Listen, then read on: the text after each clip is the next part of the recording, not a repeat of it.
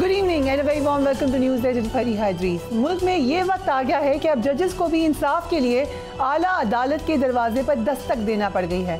Islamabad high court के 5 जजेस ने सीनियरिटी असूल की पामाली पर सुप्रीम कोर्ट में दरख्वास्त दायर कर दी है। दरख्वास्त दायर करने वाले जजेस में justice Mohsin Akhtar Kiyani, justice Babar Sattar, justice Tariq Jahangiri, justice Saman Rifat और जस्टिस सरदार एजाज इसहाक शामिल हैं। मुनीर मलिक और बैरिस्टर सलाहुद्दीन के ज़रिए ये जो 49 सफ़हात पर मुश्तमिल दरख्वास्त है, ये आर्टिकल 184 की शिक 3 के तहत दायर कर दी गई है। दरख्वास्त में इस्तदा की गई है ट्रांसफ़र होने वाले जजेस का नया हल्फ ना लेना आइनी खिलाफ वर्जी है। किसी जज की सीनियरिटी इस हाई कोर्ट से शुरू होती है जहां उसने हल्फ लिया हो। एक ऐसे जज को कायम मकाम chief justice Islamabad high court बना दिया गया जिसने महज 2 हफ्ते में हाई कोर्ट में गुजारे हैं।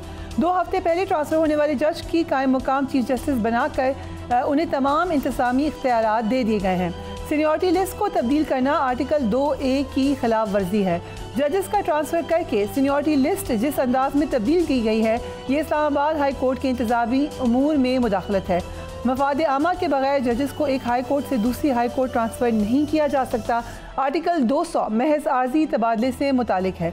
ट्रांसफ़र नोटिफिकेशन सीनियरिटी लिस्ट और सीनियरिटी लिस्ट पर दिया गया है। फैसला आर्टिकल 200 की शिक 1 के ख़िलाफ़ है। इस दरख्वास्त में ये भी कहा गया है कि इस्लामाबाद हाई कोर्ट की मौजूदा सीनियरिटी लिस्ट आर्टिकल 194 और आइन के 3रे शेड्यूल के मुनाफी है। जस्टिस सरफराज डोगर को बतौर कायम मकाम chief justice Islamabad high court काम से रोक दिया जाए। जस्टिस खालिद सुमरो और जस्टिस मोहम्मद आसिफ को भी जुडिशल वर्क से रोक दिया जाए। एक तरफ हम इस्लामाबाद हाई कोर्ट के अंदर एक एक्टिविटी देख रहे हैं, दूसरी तरफ PTI भी अब ये कह रही है कि हम एक बाकायदा तहरीक चलाएंगे। Let's watch that. कुछ दोस्तों से मुलाकात आज मुकर्रर है पेशावर में, अभी मैं मिलूंगा। हमारे पार्टी के जो काबरीन हैं यहाँ पे आगे का लाए अमल हम तय करेंगे। अभी मैं वापस इस्लामाबाद जाऊंगा। एक वहाँ आज शायद काकान अब्बासी साहब की रिहाइश का पे एक मीटिंग है। कल हम कराची जा रहे हैं, वहाँ कराची और सिंध की जमातों से हमारी मुलाकातें होंगी। इंशाअल्लाह हम इकट्ठे खड़े होंगे और आप देखेंगे एक मुल्कगीर तहरीक बहुत जल्द वजूद में आएगी। रमज़ान का महीना हमारे सामने है, लेकिन उससे पहले हमारी कुछ एक्टिविटीज़ हैं। हम गुफ्तगू कर रहे हैं, हम मिल रहे हैं, हम एक राय अमल तय कर रहे हैं। तो आप देखेंगे कि ये राय अमल बहुत मुहर्रिक होगा। हमें ज्वाइन कर रहे हैं कमर जमान कायरा एंड मोहम्मद जुबैर साहब। Thank you so much both of you gentleman for being on the program. I start with you Kaira साहब। इस्लामाबाद हाई कोर्ट के 5 जजेस ने सदर जरदारी, वफाक और अपने साथी जजेस के खिलाफ सुप्रीम कोर्ट को रुजू किया है। What are your comments on that? ये कोई नया काम नहीं है। आजकल जिस तरह बाकी इदारों के अंदर इन्हितात है और आपस में रस्साकशी है, इसी तरह का सूरत हाल काफ़ी अरसे से हमें अदालतों में भी देखने को मिल रहा है। हाई कोर्ट हो या सुप्रीम कोर्ट हो, तो ये कोई नई बात तो नहीं है। जजेस के ग्रुप्स बने हुए हैं, एक ग्रुप दूसरे से मिलता नहीं है, हाथ नहीं मिलाता है, एक साथ बैठते नहीं हैं, बायकाट कर जाते हैं। पहली बात तो ये है कि अगर किसी के साथ ज्यादती हुई है और वो समझते हैं कि हमारा क्लेम है, तो हक है ना, आपको अपना हक जो है वो जुडिशियसली मांगना हक है, बिल्कुल करना चाहिए, क्यों नहीं। लेकिन ये बात जरूर जहन में रखनी चाहिए जी कि अगर जुडिशियल कमीशन के अंदर बैठे हुए 2 जज साहिबान जो कि बड़े काबिल एहतराम है, सीनियर मोस्ट जजेस में से हैं, उनकी राय ये है कि ये प्रोसीडिंग्स ठीक नहीं है, या जो कुछ हुआ है ये ठीक नहीं हुआ, या जो आइन का आर्टिकल चैलेंज हुआ है या अमेंडमेंट चैलेंज हुई है, पहले उसका फैसला होना चाहिए, ये उन 2 अहबाब की राय। उसके अलावा वहां पे कुछ 14, 15, 16, 18 जजेस और भी हैं, और वो भी सुप्रीम कोर्ट के ही जजेस हैं। वो भी उतने ही सीनियर हैं, उतने ही ज़हीन फतीन लोग हैं, और उनकी राय उन 2 साहबान से मुख्तलिफ है। सो उन 2 की राय क्या इतनी मोतबर है कि हम उसके ऊपर सारा जहान खड़ा हो जाए कि जी फलां साहब ने कह दिया है, लिहाजा अब तो ये सारा कुछ ऐसे होना चाहिए। अगर उसने कह दिया तो क्यों ना ऐसे हो जाए। But if you allow me Kaira साहब, विद ड्यू रिस्पेक्ट, उस वक्त justice Mansoor Ali Shah chief justice बनने वाले थे, जो रुक गए या रोके गए। अभी भी ये कहा जा रहा है, जो अलेजिडली कहा जा रहा है, कि सदर आसिफ अली जरदारी ने 3 जजेस को लाहौर हाई कोर्ट से इस्लामाबाद ट्रांसफ़र किया, तो फिर जस्टिस मोहसिन अख्तर कियानी जिनको चीफ जस्टिस बनना था वो नहीं बन सके। तो ये क्या महज इत्तेफाक है, कैसे हो रहा है? मुझे ये नहीं पता कि ये इत्तेफाक है या नहीं, क्योंकि मैं करने वालों में शामिल नहीं हूँ। लेकिन मैं तो एक सिंपल बात कर रहा हूँ ना, ये आप, मैं, जुबैर साहब या कोई और बंदा, हम तो बैठ के जज नहीं बनेंगे ना, हमारी अपनी राय हम दे सकते हैं। लेकिन मैं तो ये कह रहा हूं कि 2 जज साहिबान बड़े काबिल एहतराम है, बड़ी इज्जत है उनकी, अपनी इज्जत वो खुद अगर कराएंगे तो और अच्छा है, नहीं कराएंगे तो उनकी मर्जी है। लेकिन वो 2 हैं, वो 2 की राय बाकियों पे भारी नहीं है, ये बात उनको भी याद रखनी चाहिए, हमें भी याद रखनी चाहिए। क्यों हम इस पे बैठ गए? क्योंकि फलां साहब ने कह दिया, लिहाजा वो बात तो पहले करनी चाहिए। अगर बाकी जजेस कह रहे हैं ऐसा नहीं होना चाहिए, तो क्या ये रोज इख्तलाफ नहीं होता? क्या रोज 8-9 जजेस बैठते हैं, 5 एक तरफ 4 एक तरफ, 4 इख्तलाफी नोट देते हैं, 5 का फैसला चलता? क्या ऐसे नहीं होता? तो क्या क़यामत आ गई है? हाँ, जिन जज साहिबान ने अपनी रेमेडी मांगी है, उनका हक है। उनकी राय में जो जज साहब इस लाहौर से इस्लामाबाद हाई कोर्ट पे आए हैं या बाकी हाई कोर्ट से आए हैं, तो वो उनकी सीनियरिटी को मुतासर करते हैं, ये उनकी राय है। उन्होंने अपनी राय दे दी, सुप्रीम कोर्ट उस पर फैसला दे देगा। अब अगर वो कह रहे हैं कि जी हमारे सीनियरिटी मुतासर हुई है और ये नहीं हो सकता, वहां से टेम्परेरी होगा, ये होगा, तो ये कोई 26वीं तरमीम के तहत तो नहीं हुआ, ये तो पहले ही आइन के आर्टिकल मौजूद हैं। और वफाक की अदालत, वफाकी हाई कोर्ट जो है इन इस्लामाबाद हाई कोर्ट, उसमें चारों सूबों की नुमाइंदगी बिल्कुल वहां के लोगों, उनके वकला की तरफ से होनी चाहिए। ये देखिए, इस्लामाबाद एक छोटा सा शहर, वहां की जो लोकल जुडिशरी है, यानी सबऑर्डिनेट जुडिशरी है, वहां के जजेस जो हैं वो उसी इलाके से अगर लिए जाएंगे तो वो वहीं तैनात रहेंगे। बाकी जजेस तो 3 साल बाद, 2 साल बाद, 2.5 साल बाद ट्रांसफर होते रहते हैं। तो क्या उनके वहां कनेक्शन नहीं बनेंगे, ताल्लुकात नहीं बनेंगे, उनकी रिश्तेदारियां, बरादरियां, दोस्तियां, चैम्बर नहीं होंगे? इसी नहीं होनी चाहिए। आप ये कह रहे हैं कि ये रिश्तेदारियां, ये मुलाकातें ये नहीं होनी चाहिए। आखिरी बात, अगर high court, Islamabad high court के जजेस सिर्फ इस्लामाबाद से लेंगे तो इस्लामाबाद तो एक छोटी सी जगह है, ठीक, छोटी सी प्रैक्टिसिंग बार है, वहां के जजेस के लोगों से ताल्लुक होंगे, बिरादरियां होंगी, सियासी ताल्लुकात होंगे, तो क्या ये असूलों के मुनाफी बात नहीं होगी? बेहतर है कि आप बाकी सूबों से वहां प्रैक्टिस करने वाले, वहां के रहने वाले लोगों को ले, ताकि ये वफाकी अदालत बने। राइट। सो जुबैर साहब, आप इस पे कमेंट कीजिएगा। जजेस का मौक़िफ़ ये है, लेट मी रिपीट दैट, कि जस्टिस सरफराज डोगर का ट्रांसफ़र और सीनियरिटी लिस्ट गैर आइनी है। Interestingly chief justice Yahya Afridi भी चंद दिन कबल इस्लामाबाद हाई कोर्ट की सीनियरिटी लिस्ट के बारे में कमेंट दे चुके हैं, जो कि इख्तलाफी था। सो चीफ जस्टिस तो वाज़ा पोजीशन लेते हुए नजर आए, लेकिन उसके बावजूद क्या वो कुछ एक्ट कर सकेंगे इस पर? देखिए, सबसे बड़ा जो मसला है ना, सबसे बड़ा मसला ये है कि पाकिस्तान में एक एक्सट्रीम से दूसरी एक्सट्रीम, पॉइंट ये है कि जो आइन होता है उसका एक बुनियादी फोकल पॉइंट ये होता है independence of judiciary, independent of the executive. ये फंडामेंटल रिक्वायरमेंट होती है। और पाकिस्तान जैसे मुल्क में जहां हमने ये देखा है कि एग्जीक्यूटिव भरपूर कोशिश करती है कि जब वो अपनी मनमानी करने की कोशिश करती है, दबाव डालती है जजेस पर अपने केसेस अपनी मर्जी से करवाने के लिए, आई मीन कायरा साहब वुड एग्री विद मी कि सबसे बड़ी एग्जांपल उसकी जो है वो जुल्फ़िकार अली भुट्टो के केस की है। अब अगर पहले जो 18th अमेंडमेंट 19th अमेंडमेंट वगैरह हुई थी, उसमें एग्जीक्यूटिव्स के बदले जजेस को ये राइट दिया गया था अपॉइंटमेंट ऑफ जजेस और ट्रांसफर और पोस्टिंग्स वगैरह का। अब वो राइट जजेस से, अच्छा वो कोई जबरदस्त हमारे लिए कोई ऐसा नहीं है कि जी 2010 के बाद जो हुआ वो उसमें बहुत चीजें खराब हुई, लेकिन कम से कम आप ये तो नहीं कह सकते कि वो एग्जीक्यूटिव जो कि बिल्कुल ही जाहिर है पॉलिटिसाइज होती है। पीपल्स पार्टी अपने लोगों को क्यों नहीं जजेस बनाएगी? सिंध में फॉर एग्जांपल अभी 12 बने हैं, मेरा ख्याल है हर शख्स को पता है कि वो 12 में 10 जो थे वो पीपल्स पार्टी के और 2 जो थे वो PMLN, क्योंकि वो इत्तेहादी हैं, उनके बने हैं। वो क्यों ऐसे जजेस को? सो इस वक्त जो वो है ना झुकाव या मेजॉरिटी, वो एग्जीक्यूटिव के पास है जजेस लगाने की, अपॉइंट करने की, ट्रांसफर करने की, पोस्टिंग्स करने की। This is the biggest issue that we have. Justice Dogar वगैरह तो बात की बात है। सबसे पहला जो है, सबसे बड़ा मसला, मुझे अगर कोई पूछे या किसी को पाकिस्तान में पूछे, independent neutral with the history of Pakistan, कि क्या एग्जीक्यूटिव को, पीपल्स पार्टी या PMLN को ये इजाजत होनी चाहिए कि वो अपनी मर्जी के जजेस लगाए, वो अपनी मर्जी का चीफ जस्टिस लगाए? क्या ये असूल है? क्या इससे क्या बुनियादी जो ढांचा है आइन का वो खराब नहीं होता बल्कि तबाह हो जाता है? कि इंडिपेंडेंस ऑफ जुडिशरी खत्म कर दिया आपने। आपने एग्जीक्यूटिव के नीचे लाया। और फिर ये जो 5 जजेस ने आज जो अपील की है, असल चीज ये है कि वो जो जजेस हैं जिन्होंने चीफ जस्टिस बना था वो भी उसमें शामिल हैं। वो फैसले कौन से कर रहे थे? वो फैसले कर रहे थे ज्यादातर जो हुकूमत के लिए नागवार थे। तो अगर आप उसमें इंडिविजुअल, बड़ा इंपॉर्टेंट है, इट्स नॉट अबाउट राय कि जी इस तरफ है या उस तरफ है, वो बिल्कुल राय हो सकती है, लेकिन क्या वही जजेस अफेक्ट होंगे ऑन द नेगेटिव साइड जो हुकूमत वक्त के खिलाफ फैसले दे रहे होंगे? क्या ये असूल एक्सेप्टेबल है और क्या फ्यूचर में ये एक्सेप्टेबल बिहेवियर है? Right. और Fariya, before I give floor to Kaira साहब, 5 या 6 जजेस ने आज से कुछ साल पहले या 8, 9, 10 महीने पहले एक लेटर लिखा था चीफ जस्टिस ऑफ पाकिस्तान को, उस वक्त के चीफ जस्टिस काजी फाइजी साहब को, जिसका वजीर आजम साहब को ही पता था, जिसमें उन्होंने कहा कि हमें डराया जा रहा है, धमकाया जा रहा है, हमें इंटिमिडेट किया जा रहा है, हमारे यहाँ कैमरे फिट किए जा रहे हैं। इस्लामाबाद हाई कोर्ट के जजेस एंड हमारा जो पॉलिटिकल एलीट है should be indifferent about it कि जी इस पर इन्वेस्टिगेशन तक नहीं हुई, उस पर यह भी नहीं बताया गया कि जी आप गलत कह रहे हैं, सही कह रहे हैं, हम बिल्कुल एक्सेप्ट करके बैठे हुए। Right. अब इसमें इट्स नॉट अबाउट राय, इट्स अबाउट अ ब्लेटेंट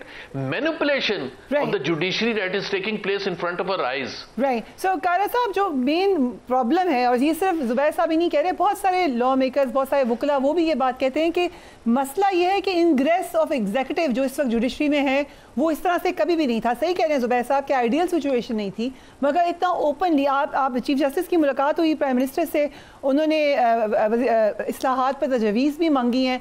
सो ये इज दिस नॉर्मल कि एग्जीक्यूटिव का इतना इंग्रेस हो जुडिशरी के अंदर? पहली बात फरीहा, चीफ जस्टिस साहिबान से चीफ एग्जीक्यूटिव की मुलाकातें माजी में भी होती रहीं। इफ्तिखार चौधरी साहब की और उनके बाद के आने वाले जजेस की भी मुलाकातें हुई, अब भी हुई है। ये कोई बहुत अचंभे की बात नहीं है। सियासतदान कोई ऐसी मखलूक नहीं है जिसको चीफ जस्टिस मिले तो या वो नजस हो जाएंगे या वो नजस हो जाएंगे। हाँ, ये देखना है कि वो दोनों अपना अपना काम अपने अपने स्पीयर में करें। मेरे लिए तो ये अचंभे की बात थी। दूसरी बात, ये जो जजेस की एलिवेशन है, पोस्टिंग ट्रांसफर तो अगर होती नहीं है, पोस्टिंग ट्रांसफर तो हाई कोर्ट के चीफ जस्टिस करते हैं या सुप्रीम कोर्ट के चीफ जस्टिस करते हैं, हुकूमत नहीं करती। अपॉइंटमेंट का जो इशू है उसके अंदर एक बात जरूर ध्यान में रखिए कि जो आइन बनाया गया था, ओरिजिनल 73 का जो आइन था, जो आज भी जिसको हम रिस्टोर करने की कोशिश कर रहे हैं, उसमें ये सारा इख्तियार था ही एग्जीक्यूटिव के पास टोटली।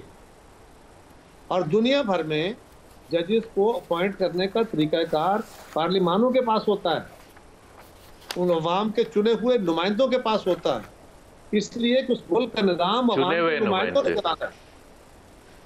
जी, आपने क्या फरमाया? जुबैर साहब, आप कुछ ऐड करें? मैंने कहा चुने हुए नुमाइंदे, आपने सही कहा है। ओके, ये एक अलग चुने हुए नुमाइंदे। ये आपकी राय है, आप अपनी राय अपने पास मोतबर रखिए, मुझे इतराज नहीं है, लेकिन प्लीज मुझे इंटरप्ट करेंगे, फिर मैं आपको करूंगा, फिर आप कहेंगे आप टाइम पे, तो ये अच्छा नहीं होगा ना। सही है, आपको पता है फिर मैं ज्यादा इंटरप्ट कर रहा हूं। मैंने जान के किया था आपको याद दिलाने। बड़ा अच्छा किया आपने, मुझे तो अच्छा आपने मौका दे दिया ना। जी, बड़ा अच्छा किया आपने, मौका दिया। मुझे पता है आपने क्यों किया। ये आपकी राय है और मुझे आपकी राय से इख्तलाफ है, लेकिन आपकी राय का एहतराम। देखिए, गुजारिश ये है, जैसे भी हैं ये पार्लियामान के अंदर आपने को दूध नहाए जो लेके आने हैं, ले आओ कहीं से जाके भाई, आप ले आओ। इमरान खान के लोग सारे चुने हुए थे, बड़ी आला असम्बली थी, बड़े अच्छे थे, उन्हीं के खिलाफ जुबैर साहब भी बात करते थे, मैं भी करता था। अब इस पार्लियामान से आप ये चाह रहे हैं कि ये नॉर्वे और डेनमार्क की पार्लियामेंट बन जाएगी, बिस्मिल्लाह, आप करके देख लीजिए, बना लीजिए इसको। ख्वाहिश मेरी भी है। मेरा ख्याल है ये किसी चुटकी बजाने से नहीं होना, ये किसी चमत्कार से नहीं होना, ये किसी टॉक शो में बैठ के फैसले से नहीं हो जाना, बल्कि ये एक एवोल्यूशनरी प्रोसेस है और इसको तहम्मुल से चला के, प्रोसेस को चला के ये ठीक होना है। लेकिन चले, हैविंग सेड दिस, हिंदुस्तान हो, इंग्लिस्तान हो, बाकी जगह हो, दुनिया भर में डेमोक्रेसीज के अंदर, बांग्लादेश हो, वहाँ जजेस की अपॉइंटमेंट जो है वो अवाम के चुने हुए नुमाइंदों की असम्बलियाँ करती हैं, उनके एहतसाब वो करती हैं। अगर यहाँ पाकिस्तान में एक टिल्ट कर दिया गया और वो जजेस ने खुद ही फैसला किया था, ये पार्लियामान ने इख्तियार नहीं दिया था उन्हें, ये उन्होंने खुद फैसला किया कि जी आइंदा से सीनियरिटी की बुनियाद पे जज होगा और जजेस ही जजेस का तैनाती करेंगे, इसमें एग्जेक्टिव का रोल नहीं होगा। ये मुस्तफा इम्पैक्ट केस में हुआ। और उसके बाद हमसे ये गलती हुई कि 18वीं तरमीम में उस वक्त एक ऐसा दबाव था या ऐसी सूरत हाल थी कि इसको रेगुलराइज कर दिया गया, यदि इसको मान लिया गया कि ठीक है। अब तजर्बा क्या हुआ, इफ्तिखार चौधरी साहब ने आके 100 कुछ जजेस निकाल दिए और निकाल के जो भर्ती की, उस भर्ती ने क्या गुल खिलाए, वो कौन कौन से चैम्बर से थे, उन्होंने क्या क्या आला किस्म की हमारे सामने मिसालें कायम की, कौन किस जमात का नुमाइंदा था, कौन किस जमात का स्पोक्स पर्सन था, स्पोक्स पर्सन टेलीविजनों के ऊपर। क्या आपको नहीं पता? क्या मुझे नहीं पता? आज हम कह रहे हैं कि वो इंसाफ कर रहे हैं। हमने जजेस के क्या ऐसा लामी ये ठीक है जो आप, बट द क्वेश्चन इज कि क्या ये रिफॉर्म हुआ, क्या ये मामला ठीक हो गया, अब सब जजेस ठीक हो गए? मैं बता रहा हूँ ना, मैं एक मिनट, मुझे पहले जरा रिकॉर्ड तो मैं ठीक कर लूँ ना, मैं रिकॉर्ड तो जरा ठीक कर लूँ ना। जजेस के हाथों जजेस लगते हुए और मुल्क को मिलता हुआ इंसाफ वो देखते हुए, और एग्जेक्टिव के अंदर जुडिशरी का इनग्रेस जाके डायरेक्टली एग्जेक्टिव का रोल ले लेना, सारी एग्जेक्टिव को लाके खड़ा करके और फिर उसको एंजॉय करना कि हम हैं पावरफुल। आपने बोतल करके रख दिया था पूरे इस निजाम को, कभी एक वजीर आजम फारग, कभी दूसरा वजीर आजम फारग, कभी तीसरा वजीर आजम फारग। ये कौन सा तरीका था कि आप 20-20, 25-25 सेक्रेटरियों को रोज सुप्रीम कोर्ट और हाई कोर्टों में बुला के खड़ा कर देते हैं और बेइज्जती करते हैं, तजलील करते हैं जज साहब? क्यों? किसने इख्तियार दिया उनको? उन्होंने बड़े तहम्मुल से, तदब्बर से फैसले करने होते हैं। ये दूध और नहाए कोई नहीं है। माजी में जजेस के हाथों जजेस लगने का जो रवैया था वो वर्स्ट साबित हुआ। अब क्या है, फर्ज करें कराची में सिंध हाई कोर्ट के जजेस एलिवेट हुए, कंपोजिशन का पता है क्या कंपोजिशन थी? 5 जजेस सुप्रीम कोर्ट के, chief justice Sindh high court के और उनके प्यूनी जज, 7 जजेस बैठते हैं, उनके साथ बाकी लोग बैठते हैं। वो जज साहबान क्या सारे हुकूमत के सत्तादाई हो गए? 2 जजेस ने कह दिया कि नहीं जनाब ये ठीक नहीं है, वहां 3 और भी बैठे थे, और 2 के बजाय मुकाबले में 3 ने अगर कहा, और वो सुप्रीम कोर्ट के जज है, तो क्या गलती है भाई? हाँ, अगर उनका ये क्लेम है कि हमारे साथ ज्यादती हुई है, हमारी सीनियरिटी मुतासर हुई है, बिल्कुल हक है, उन्होंने राइट फोरम पे एड्रेस कर लिया है, वो फोरम उसको एड्रेस कर देगा। अब मैं उसके ऊपर जजमेंट दूं कि सुप्रीम कोर्ट को ये फैसला देना चाहिए, ये मेरी और जुबैर साहब की ख्वाहिश हो सकती है, लेकिन उन्होंने अपना फोरम एड्रेस कर लिया। करें बैकग्राउंड, ये कहना कि ये काम ही गलत हुआ है, ये हम कह रहे हैं, ठीक है, उनके मुकाबले में उनसे ज्यादा जजेस कह रहे हैं ठीक है, ठीक है, बट एक बड़ा हिस्टोरिकल रेफरेंस दे के कायरा साहब ने अपना आर्गुमेंट पेश किया है। जुबैर साहब, व्हाट डू यू थिंक? मेरे पास इसका जवाब है वैसे। जी, पहली बात तो ये कि जस्टिस इफ्तिखार चौधरी, साकिब निसार और ये सारे जो हैं जिन्होंने बिल्कुल बहुत तबाही मचाई थी, ये एग्जेक्टिव के अपॉइंटेड थे। ये 2008, 6, 7 के अपॉइंटेड हैं। कोई एग्जेक्टिव का अपॉइंटेड नहीं। एक सेकंड, 18th अमेंडमेंट से पहले क्या होता था? कौन अपॉइंट करता था? एग्जेक्टिव। ये तो 18th अमेंडमेंट के बाद जजेस ने ले लिया था ना, उससे पहले क्या होता था? इफ्तिखार चौधरी को किसने लगाया था? केस में लिया। साकिब निसार को किसने लगाया था? पहली बात, अच्छा, इन एनी केस हम कायरा साहब मेरी बात सुन लें। कायरा साहब मेरी बात सुन लें। ओके, मेरी बात सुन लें, मेरा आर्गुमेंट सुन लें, मेरा आर्गुमेंट सुन लें। कायरा साहब पहले मेरा आर्गुमेंट सुन लें। एक जज है जस्टिस अमीनुद्दीन, वो एक केस सुप्रीम कोर्ट में जाता है, वो मिनॉरिटी जज हैं उस फैसले में, और उनको इसलिए मिनॉरिटी है, उसके बाद उन्होंने जो ये रिजर्व सीट्स पर था, उन्होंने देन इलेक्शन कमीशन को और तमाम मुतल्लिका इदारों को ये हिदायत भी की कि इसको इंप्लीमेंट नहीं किया।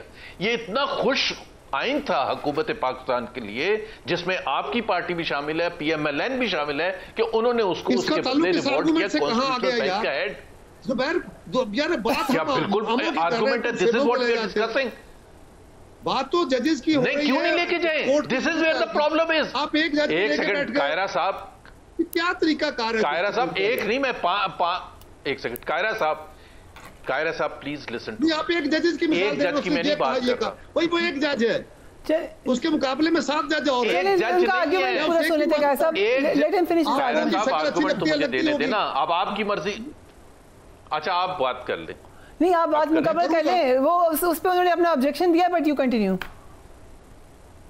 नहीं, अगर वो ऑब्जेक्शन और है तो मैं फिर रुक जाता हूँ। मैं सिर्फ ये कह रहा हूँ करके बातें करें, करेक्ट बात करें। कायरा साहब, मैंने आपका बात मान ली। सर जी प्लीज मेरी बात सुन लें। जब आप हिंदुस्तान से कंपेयर करते ना तो शर्मनाक हमारा हिस्ट्री है। हिंदुस्तान में इलेक्शन कमीशन सन 1949 से या 1951 से इलेक्शन करवा रहा है, हार्डली कोई आवाज उठती है। वहां का तरीकेकार हमें ना बताएं, वहां के जजेस की परफॉर्मेंस हमें ना बताएं। इंग्लैंड की, यूके की आप बात कर रहे हैं, यूके में कोई कंसर्न होता है किसी का?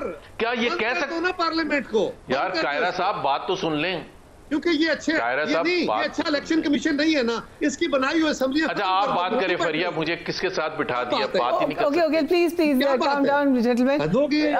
चलें आप दोनों बात। कायरा साहब तो फिर अच्छा मैं बात ना करूं, प्रोसेस की कर रहे हैं। कायरा साहब मैं बात ना करूं, इलेक्शन कमीशन के अंदर ले आए हो, बात करनी है तो करो। इन कंपैरिजन विद इंडिया उन्होंने कहा है कि वहाँ का इलेक्शन कमीशन बहुत बेहतर है पाकिस्तान की निस्बत। Obviously we all agree to that कि वहाँ बेहतर सिस्टम है, वहाँ बेहतर डेमोक्रेसी है। मैं मानता हूँ इसको, मैं उस बात को मानता हूँ। ठीक है, दुरुस्त है कि उनका इलेक्शन कमीशन हमसे बहुत बेहतर है। हमारा इलेक्शन कमीशन खराब है, लिहाजा ये असेंबलियां खराब है, बंद करो इनको। नहीं बट सर सारे इलेक्शंस कंट्रोवर्शियल तो रहे हैं, हर इलेक्शन में हम ये कहते हैं कि असेंबलियों को ताले लगाओ क्योंकि ये खराब है इलेक्शन के जरिए। चलिए इसका क्या जवाब है जुबैर साहब? क्या करें, यही सिस्टम है, इसको बंद कर दें जुबैर साहब, क्या करें फिर? इसको बेहतर कर सकते हैं कायरा साहब? तो फिर मुझे करने दें। देखें ना प्लीज कायरा साहब, अगर आप इजाजत दें तो मैं अपना आर्गूमेंट कर दूं। बिस्मिल्लाह। अगर आप देखिए इसमें आप गुस्से क्यों हो रहे हैं? आपका अपना आर्गुमेंट है, मेरा अपना आर्गुमेंट है। आप मेरे ऊपर शाउट करना शुरू कर देते हैं।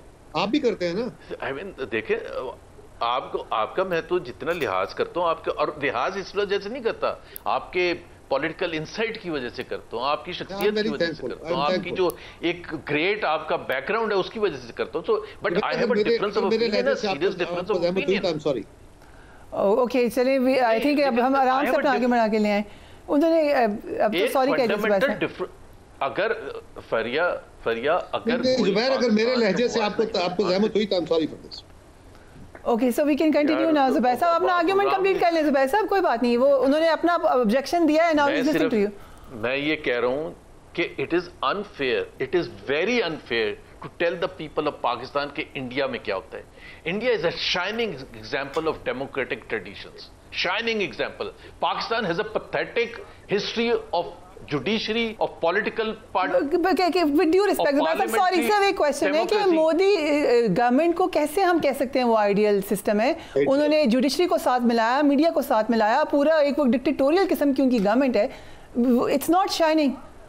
इलेक्शन में वहां भी क्वेश्चन उठा है। शाइनिंग एग्जांपल, बहुत क्वेश्चंस उठते हैं, बट पाकिस्तान के मुकाबले में जो 77 साल की हिस्ट्री है वो शाइनिंग एग्जांपल लिया है। पूरी दुनिया इंडिया को मानता है। वहां ये नहीं हो सकता कि इलेक्शन हो चेंज किया जाए, ये नहीं हो सकता, ये कभी नहीं हुआ।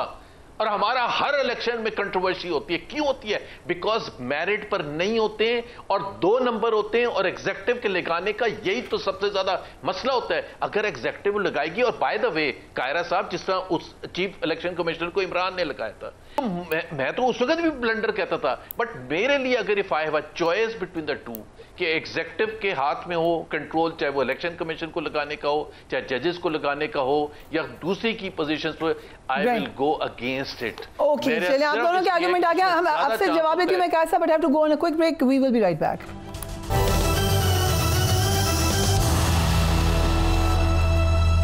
Welcome back. आई होप कि we agree to disagree. Kaira साहब अगर आप कमेंट करना चाहते हैं जरूर करें, but let's move on as well. इस वक्त जो गवर्नमेंट की सिचुएशन नजर आ रही है, चाहे ऑपोजिशन की वीकनेस हो, जी जरूर कर लीजिए ना। पहली बात तो ये है, मुझे जुबैर साहब से माजरत मैंने कर ली। पहली बात तो ये है कि हम बात कर रहे हैं जजेस की अपॉइंटमेंट और जजेस के तहफ़्फ़ुज़ात की, उसमें हम कहाँ से कहाँ निकल गए।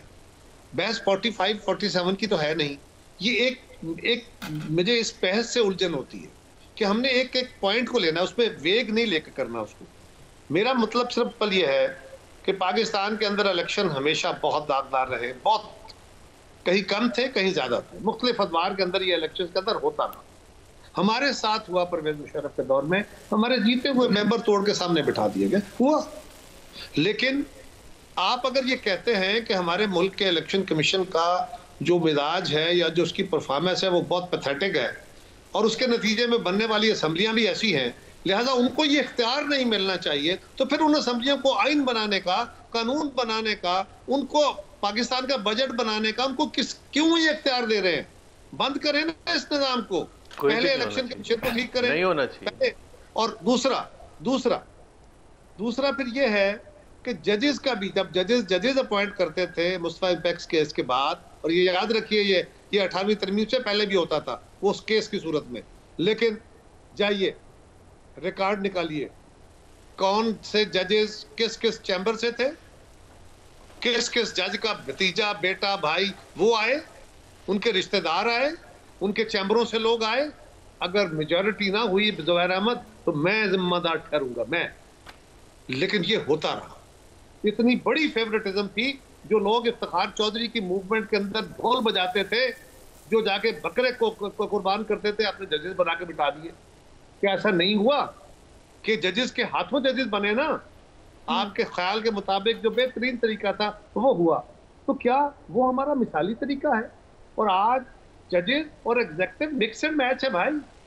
वहां वो कला के नुमाइंदे बैठे हैं, अब आप कहोगे कि वो तो सियासी जमातों के नुमाइंदे होते हैं, भाई उनके अपने नुमाइंदे हैं ना, चुनाव में बैठे हैं, आपको अच्छे लगे बुरे लगे, कल किसी और जमात के आ जाएंगे उसके लोग बैठेंगे। इसी तरह होता है दुनिया में, बाहरों के जो नुमाइंदे होते हैं वो इलेक्शन लड़के आते हैं बार काउंसिलों के। इसी तरह अगर आपने एग्जेक्टिव के अंदर वहां बिठाया, वहां इलेक्शन नहीं लड़के आते ना सर, और वो इलेक्शन लड़ते हैं वकीलों का, वो वकीलों का इलेक्शन होता है, वो उनको उनके बेसिकली प्रोफेशनल जो उनका स्टेक होल्डर है उनके तौर पे उनको नुमाइंदगी ली गई। यहाँ बात यह है कि हमारे अपोजिशन और हुकूमत के नुमाइंदे बराबर डाले गए हैं, उसमें अपोजिशन को भी पूरा हक दिया गया है। और जहां अक्सरियत होती है, अक्सरियत फैसले करने का हक रखती है। आपको अक्सरियत की शक्ल पसंद नहीं है, आपको तरीकाकार पसंद नहीं है, आपका इत्मीनान नहीं है तरीके, और इत्मीनान वाला तरीका है भी नहीं हमारा, लेकिन हमने इसी के साथ चलना है ना। ये अफलातून वाली मिसालियत तो नहीं आ सकती, हमें ग्रेजुअली इसमें ठीक होना है। ये किसी एक दिन में फैसला करके चीजें ठीक नहीं होंगी। अब ये कहें कि जजेस लगाएंगे तो ठीक होंगे, माजी में जजेस ने वेरी क्लियर कि आप दोनों के बिल्कुल अलग अलग आर्गुमेंट्स हैं, दोनों ने उसको बड़ा अच्छा बताया। जुबैर साहब, if you want to continue, वरना हम तो ऑपोजिशन के बारे में बात कर लें कि ऑपोजिशन वीक पोजीशन में नजर आ रही है। जी जरूर। I want to make a comment on this. देखें, द स्टार्टिंग पॉइंट इज, और मुझे इससे कोई शौक नहीं है कि मैं अगले 70 साल और वेट करूं। अगर आज गलत कोई चीज होगी, मैं आज गलत को गलत ही कहूंगा। अगर हाँ 1950 में हम बैठे होते, डिबेट कर रहे होते, तो मैं कहता जी आहिस्ता आहिस्ता हो जाएगा, या फर्स्ट मार्शल लॉ के बाद मैं चुप करके बैठ जाता है कि जी आहिस्ता आहिस्ता होगा। आई मीन 80 साल होने वाले हमें। The starting point has to be free, fair and transparent election.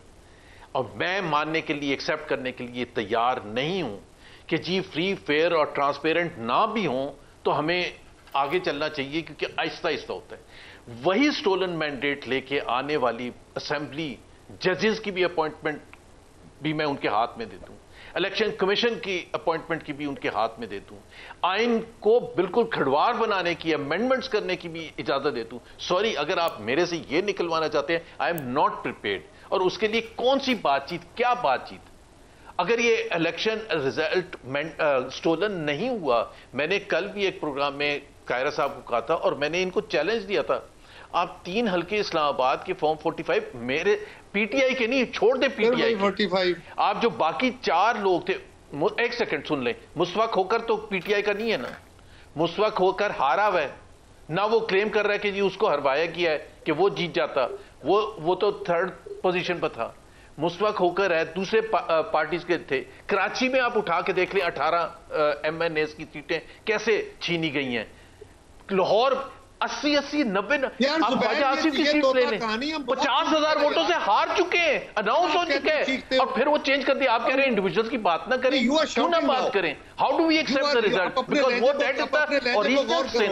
आप अपने लहजे पे गौर करो, लहजे पे गौर करो। आपको नहीं कह रहा मैं, अडॉप्ट करता हूं तो आप पहली बात ये, आप मुझ पे शाउट करते हैं, आप अपना लहजा वो तो आप मेरे ऊपर मेरी बात को काट, कायरा साहब वो आप मेरी बात को काट रहे थे, इसलिए what I am saying is कि व्हाई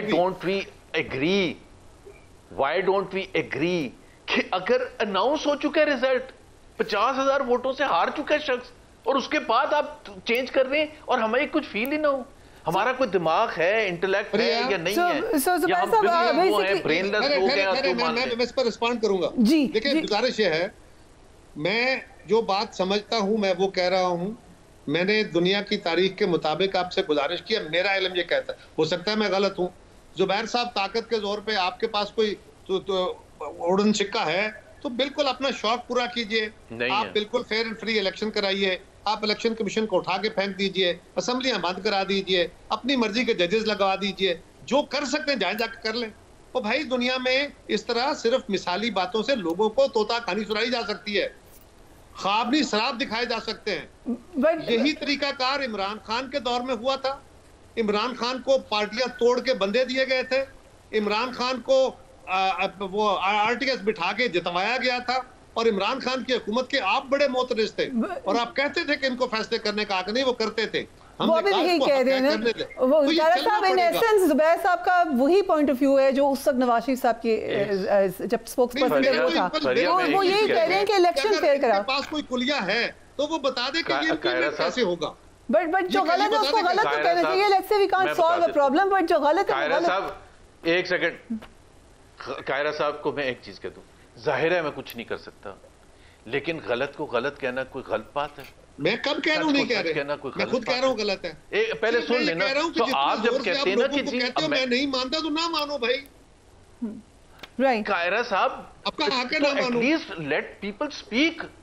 या तो देखना मेरा आर्गुमेंट अगर ये हो कि जी कौन रोक रहा है? You are speaking like anything. मैं तो कुछ नहीं, ये एक टॉक शो हो रहा है, उसमें हम बात कर रहे हैं। मैं कौन सा कोई यहाँ से मैं सिर्फ ये कहता हूँ कि जो गुफ्तगू जिस स्ट्रक्चर में हो रही है उस गुफ्तगू को वहां तक महदूद रखे। अगला पॉइंट आएगा उस पर बात करें। आप हर सवाल के ऊपर एक ही तोता कहानी जो है, अगर उसको हम रिपीट करेंगे तो ये ला हासिल की बहस। So let me rap it up. Zubair साहब का पॉइंट ऑफ व्यू ये है कि पहले आप इलेक्शन फेयर कराएं, आपका पॉइंट ऑफ व्यू ये है कि इसी सिस्टम में से बेहतरी निकल आएगी, उसको let it move. Right, so let's agree to disagree gentleman. नाराज प्लीज कोई भी ना हो, दोनों का पॉइंट ऑफ व्यू बड़ा क्लियरली सामने आ गया है और दोनों के पॉइंट ऑफ व्यू की बहुत इज्जत और एहतराम है। So we wrap it up here and we agree to disagree. Will take a break, I see you right after break.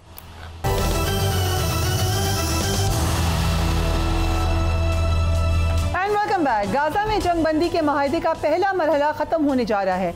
दूसरे मरहले के हवाले से हमास ने मुस्तकिल जंगबंदी के बदले तमाम इजरायली कैदियों को एक साथ रहा करने पर आमादगी जाहिर कर दी है। जंगबंदी का पहला मरहला तो 1 मार्च को ख़त्म हो रहा है, लेकिन दूसरे मरहले के लिए मुज़ाकरात ताहाल शुरू नहीं हो सके। मुज़ाकरात में ताख़ीर की वजह से इजराइल की जंग की जानिब वापस जाने की कयास आराइयाँ शुरू हो चुकी हैं। इजरायली ब्रॉडकास्टिंग कॉरपोरेशन के मुताबिक वज़ीर-ए-आज़म नेतन्याहू ने मुतवक्का मुज़ाकरात के वक्त या मकाम की वजाहत किए बगैर अगले हफ्ते मुज़ाकरात का दूसरा मरहला शुरू करने की हिदायत दे दी हैं।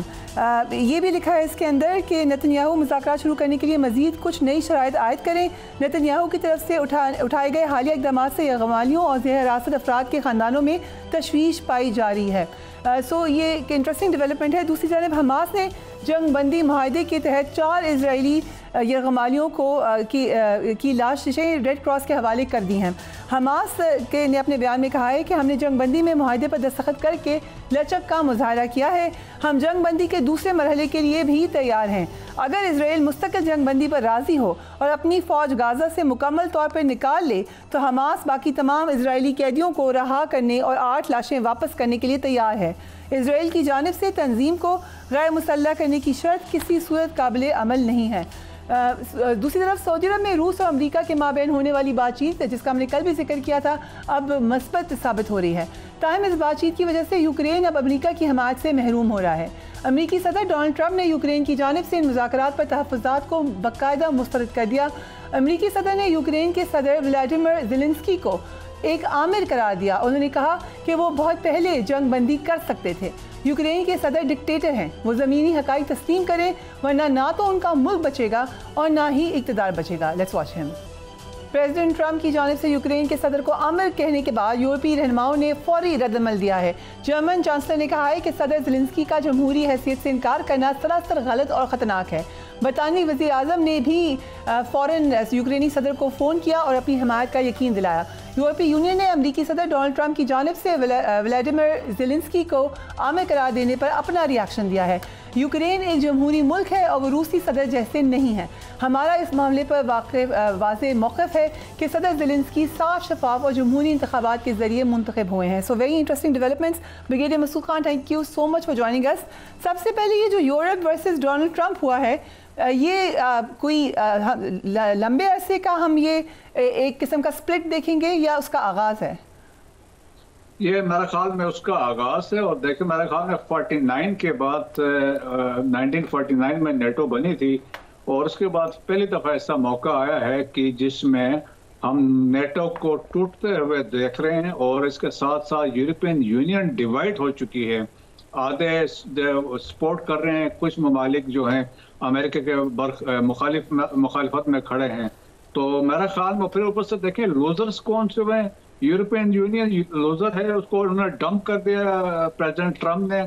और सिमिलरली सबसे बड़ा लूजर यूक्रेन साबित हुआ कि ये देखें उनका 20% जो कंट्री का हिस्सा है ईस्टर्न यूक्रेन तमाम जो है वो रशिया कैप्चर कर चुका है।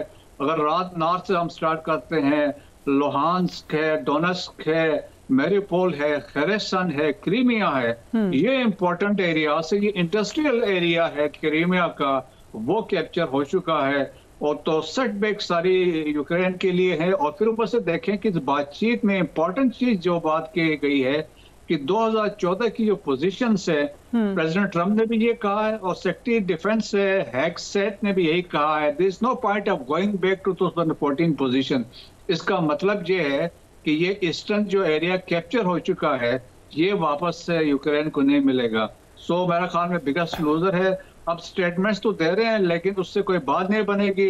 एक मैसेज ये हुआ है कि स्टिल अमेरिका जो है एक पावर है और ये डिक्टेट करा रहा है without even the representation from European union and NATO countries. But इसका क्या निकलेगा नतीजा आगे जाकर? क्या हम देखेंगे कि यूरोप में भी कैन टर्न टुवर्ड्स चाइना और रशिया, या वो अपने अमरीकी इत्तेहाद के साथ ही चलेंगे? एंड बाय द वे जो स्टेटमेंट दी है डोनाल्ड ट्रंप ने, उन्होंने कहा कि ये इलेक्शन नहीं करा रहे, ये डिक्टेटर हैं। ये बात तो वो ठीक ही कर रहे हैं। जी हाँ, बिल्कुल ऐसा ही है। क्योंकि देखिए इलेक्शन होने थे यूक्रेन में, तो वो भी जिस तरीके से नेतन्याहू जिसने कोर्ट के सामने पेश होना था वो लटका रहे हैं, तो इसी तरह प्रेसिडेंट यूक्रेन भी इसी चक्कर में थे। तो वो एक फैक्टर तो बिल्कुल सही है। सेकंड, म्यूनिख की सिक्योरिटी जो कॉन्फ्रेंस हुई है तो उसमें यूरोप के फ्यूचर के बारे में बात हुई है।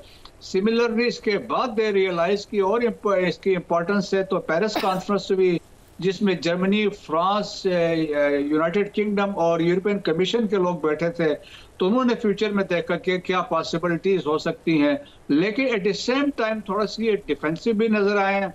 और उन्होंने कहा है हम कि अमेरिका के साथ मिलकर बातचीत करना चाहते हैं। लेकिन आप देखें कि जर्मनी और फ्रांस ये दो ममालिक हैं, ये हमेशा इनका थोड़ा डिफरेंट स्टांस रहा है। इस दफा भी इनकी यही कोशिश रहेगी कि अलग एक यूनियन, अलग अलायंस बनाए। वैसे ज़ेलेंस्की ने कहा है कि बाय 2026 लाइकली है रशिया यूरोप पे अटैक करेगा। वाह, इंटरेस्टिंग। अमेरिका और इजराइल वाज़े कर चुके हैं कि उन्हें गाज़ा में हमास किसी सूरत कबूल नहीं है। अब जो हमास ने स्टेटमेंट दी है जंगबंदी के हवाले से, उसकी क्या इम्पैक्ट होगा? हमास की देखिए इंपॉर्टेंस बढ़ गई है। हमास देखें, जिस हमास के लिए वहां पे उन्होंने जंग की थी, इसको डिस्ट्रॉय करने के लिए वो नहीं कर सके। बातचीत जो हुई वो हमास के साथ हुई। अब जो दरमियान में एक पाज आया था हमास की वजह से दोबारा स्टार्ट हुआ है। So Hamas has become a political force, जो पहले भी थी, मिलिट्री फोर्स अभी भी है। और अभी जिस तरीके से देखें, बड़े इंटरेस्टिंग किस्म की डिबेट दुनिया में हो रही है कि जो रिसेंट डेवलपमेंट्स थे, जो ट्रम्प ने स्टेटमेंट दी है, तो इसके बाद बहुत सारे लोग ये कह रहे हैं कि ये एक ऑर्केस्ट्रेटेड एक प्लान है जिसमें वो ट्रम्प चाहता है कि एक तो प्रेशर बिल्ड किया जाए एंड सब्सिक्वेंटली वो चाहते हैं कि जो मिडिल ईस्ट में कि एक तो वहाँ पे एक सेकुलर मुस्लिम इस्लाम वहाँ पे हो, और इसके बाद वहां पे इनका इन्फ्लुएंस वहां पर रहे, लेकिन प्रेशर इजराइल पे भी हो, अल्टीमेटली 2 स्टेट सोल्यूशन पे जाएं। और इसके लिए देखें कि स्टेटमेंट साहब ने देखी होंगी, इजिप्ट की तरफ से स्टेटमेंट आई है, उन्होंने बड़े स्ट्रॉन्ग स्टेटमेंट दी है, सऊदी अरब की तरफ से स्टेटमेंट है, जॉर्डन से भी है, तुर्की भी दरमियान में कूदा, और इंटरेस्टिंग स्टेटमेंट तुर्की से आई है। तुर्की ने ये कहा है कि ये इलाके जो थे ऑटोमन का हिस्सा थे, सो देयरफॉर हम चाहेंगे कि यहाँ गजा में रेफरेंडम हो, और रेफरेंडम करने के बाद this Gaza should become autonomous region of Turkiye, ताकि उन्होंने कहा हम रिस्पॉन्सिबल होंगे फिर इस पोर्शन के लिए। सो अनदर डेवलपमेंट है, तो समझ ले कि आप कि एक प्रेशर डेवलप करने का तरीका है। अल्टीमेटली वो ये कहते हैं it is a pressure tactics है तमाम ममालिक के लिए। राइट, सो सऊदी अरब ने बड़ा इंटरेस्टिंग रोल प्ले किया है। उन्होंने रशिया और अमेरिका के माबैन सालिसी का किरदार अदा किया, कॉन्फ्रेंस वहाँ पर हुई। क्या अपने इस इम्पैक्ट को या इस रोल को वो यूज़ कर सकते हैं गाज़ा के अंदर किसी डेवलपमेंट के लिए? जी हाँ, बिल्कुल। मेरे ख्याल में देखें कि for the first time Saudi Arabia एक बड़ा इम्पोर्टेंट मुल्क दुनिया में बन के सामने आया है, जो इस तरह के अलायंस जो मुज़ाकरात करवा रहा है, फैसिलिटेशन करवा रहा है, और इसकी एक इम्पोर्टेंस भी है, और ट्रंप इसको एक्नॉलेज भी करते हैं। किसी ज़माने में कुछ अर्से पहले कतर की अभी भी तक की इम्पोर्टेंस है, लेकिन सऊदी अरब की, और सऊदी अरब ने एक और अच्छा प्रपोजल दिया है। उन्होंने कहा कि अमेरिकन और वो ईरानीज के दरमियान भी वो सालिसी करने को तैयार हैं। तो मेरा ख्याल में देखें कि जिस तरीके से स्टेप्स लिए हैं MBS ने, स्पेशली मॉडर्नाइजेशन करने के लिए सऊदी अरब के अंदर, तो वो एक फैक्टर वो वेस्ट वाले समझते हैं कि he is taking the country in the right direction, और फिर वो समझते हैं कि फ्यूचर में भी सऊदी अरब की इंपॉर्टेंस है रीजन में। सो देयरफॉर वो प्रायोरिटी है, तमाम ममालिक हैं, देखें चाहे वो लेफ्ट पे है, राइट पे है, सारे वो सऊदीज को रिगार्ड करते हैं। सो सऊदी की इंपॉर्टेंस रीजन में और इंटरनेशनली बढ़ गई। राइट, एंड वेरी क्विकली जो डोनाल्ड ट्रंप ने भारतीय निजात अमरीकी पॉल कपूर को अपॉइंट करने लगे हैं, जिसकी मंजूरी सेनेट से होगी, ये अगर अपॉइंटमेंट हो जाती है तो पाकिस्तान के लिए क्या मैसेज है? देखिए, उससे कोई फर्क नहीं पड़ेगा। ये बेसिकली इनकी जो हो सकता है कि थोड़ा सा वो होगा, लेकिन overall since they are American है, वो अमेरिका की बात करेंगे। जिस तरह अभी Tulsi Gabbard director national intelligence है, और बाकी दूसरे लोग भी हैं, लेकिन इनके loyalty they will remain with America. जिस तरह अभी आप देखें कि यूनाइटेड किंगडम सोनिक जो वहाँ पे प्राइम मिनिस्टर बने थे, तो वो अपने लॉयल्टीज अपने जिसका ओथ लिया है वो उन्हीं के साथ रहेंगे, उससे हमें कोई सच फर्क नहीं पड़ेगा। Right, thank you so much brigadier साहब for being on the programme. Interesting developments around the world, do give me your feedback. अपने घर वालों का ख्याल रखिए। अल्लाह हाफिज़।